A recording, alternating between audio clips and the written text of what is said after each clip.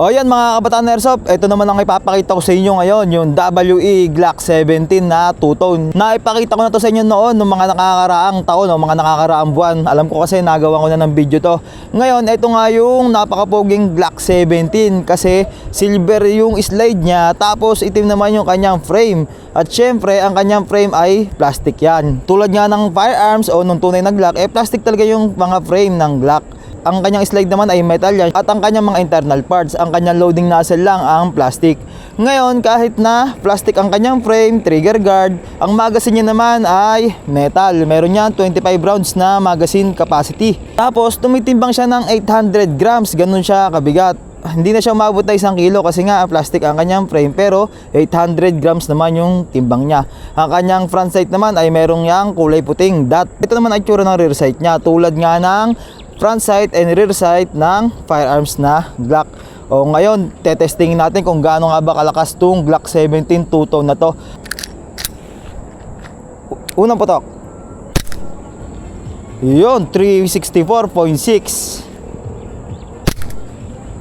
355.4. 359.9.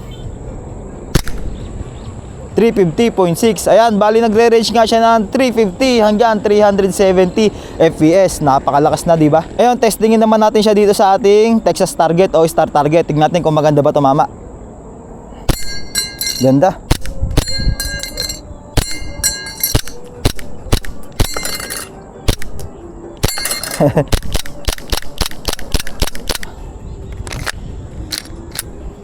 Unang putok. Boom. Sa full, pero tigas kasi ng magnet nito.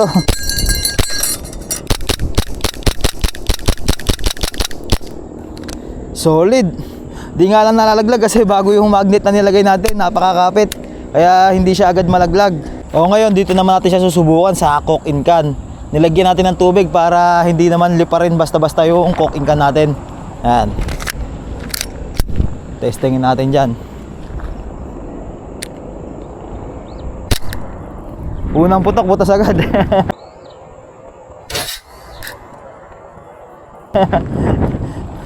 Ayan o. Unang putok, butas agad sa Glock 17. Buhos natin yung 1 round ng magazine.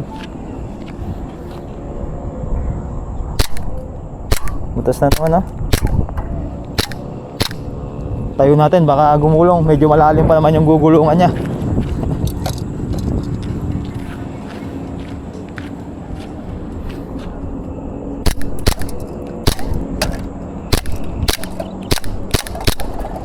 Ayun, nalaglag na. Ayun na.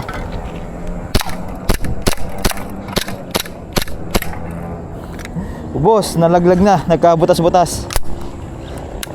O yun mga kabataan airsoft, bali ito yung nagresulta ng WE Glock 17 two-tone sa coke in can na yan. Kung mapapansin nyo, laki ng naging damage niya. Ayan o. Butas-butas yung kanyang lata. Dito sa ilalim medyo malaki din yung naging damage niya. Ganyan ka powerful tong WE Glock 17 two-tone na to. Mga kabataan airsoft, maraming salamat sa panonood nyo. Bye bye.